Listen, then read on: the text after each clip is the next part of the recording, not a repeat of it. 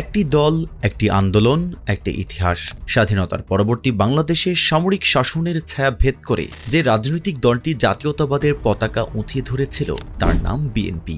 উত্থান, পতন, চক্রান্ত আর আন্দোলনের জটিল পথ পেরিয়ে প্রায় ৫ দশক ধরে বাংলাদেশের জাতীয়তাবাদী দল বিএনপি দেশের অন্যতম প্রধান রাজনৈতিক শক্তি। রাষ্ট্রপতি জিয়াউর রহমান থেকে বেগম খালেদা জিয়া আর এখন তারেক রহমান, এই দল জড়িয়ে আছে বাংলাদেশের রাজনীতির প্রতিটি বাঁকে, প্রতিটি উত্তাল সময়ে। আসুন দেখে নিই বিএনপির সংক্ষিপ্ত সময়রেখা, যা দিয়ে আমরা বুঝতে পারি এই দলের উত্থান পতনের ইতিহাস আর বর্তমান রাজনৈতিক বাস্তবতা। ১৯৭৮ স্বাধীনতার মাত্র ৭ বছর পর দেশের রাজনৈতিক ইতিহাসে এক নতুন অধ্যায়ের সূচনা হয়।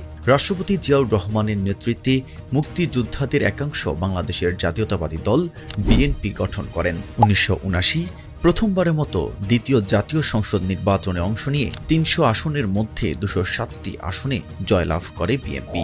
জনগণের আস্থা অর্জনের এই জয় দলকে দেশের অন্যতম প্রধান রাজনৈতিক শক্তি হিসেবে প্রতিষ্ঠিত করে। ১৯৮১ রাষ্ট্রপতি জিয়াউর রহমানের হত্যাকাণ্ড বিএনপিকে এক কঠিন সংকটের মুখে ফেলে দেয়। সেই শূন্যতা পূরণে দলের দায়িত্ব নেন আব্দুল সোহরাওয়ার্দী। ১৯৮৪ শহীদ রাষ্ট্রপতির স্ত্রী বেগম খালেদা জিয়া বিএনপি চেয়ারপারসন নির্বাচিত হন। তার হাত ধরেই বিএনপি নতুনভাবে সুসংগঠিত হতে থাকে। ১৯৮৬ গণতন্ত্র পুনঃপ্রতিষ্ঠার দাবিতে বেগম খালেদা জিয়া সর্বদলীয় আন্দোলনের ডাক দেন, যা দেশের স্বৈরশাসন বিরোধী আন্দোলনকে বেগবান করে। ১৯৯০ বিরোধী দলগুলোর ঐক্যবদ্ধ নেতৃত্বে স্বৈরশাসক হোসেন মোহাম্মদ এরশাদকে পদত্যাগে বাধ্য করতে সক্ষম হন বেগম খালেদা জিয়া।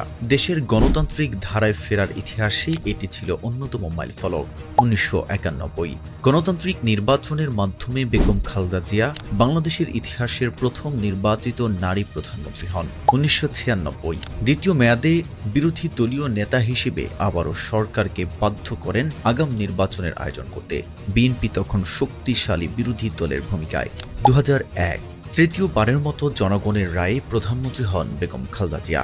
দেশের স্থিতিশীলতা এবং অবকাঠামো উন্নয়নের নানা পদক্ষেপ গ্রহণ করেন।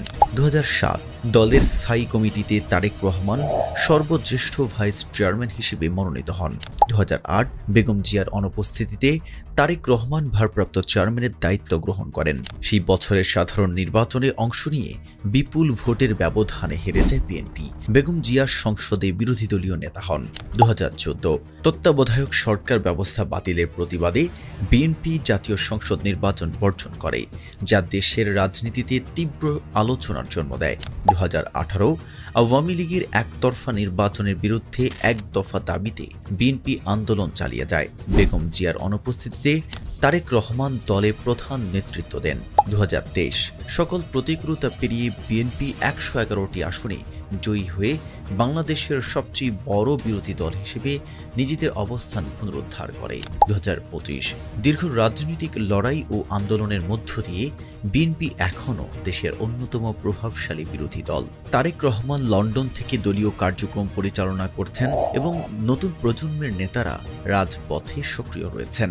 গণতন্ত্র পুনঃপ্রতিষ্ঠা ও অবাধ নির্বাচনের দাবিতে বিএনপির আন্দোলন এখনও চলমান। বিএনপির এই দীর্ঘ ইতিহাস কেবল একটি দলের গল্প নয়, এটি বাংলাদেশের গণতন্ত্রের উত্থান পতনের প্রতিচ্ছবি।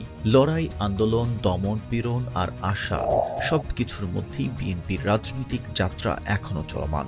সামনের দিনে এই দল কিভাবে ঘুরে দাঁড়াবে, নতুন প্রজন্মের নেতৃত্ব কতটা কার্যকর হবে, সে উত্তর সময়ই দেবে। রাজনীতি যেমন অনিশ্চিত তেমনই সম্ভাবনাময়। ইতিহাসের পাতা উল্টে আরেকবার নতুন অধ্যায় রচনার অপেক্ষায় বাংলাদেশ জাতীয়তাবাদী দল। ধন্যবাদ।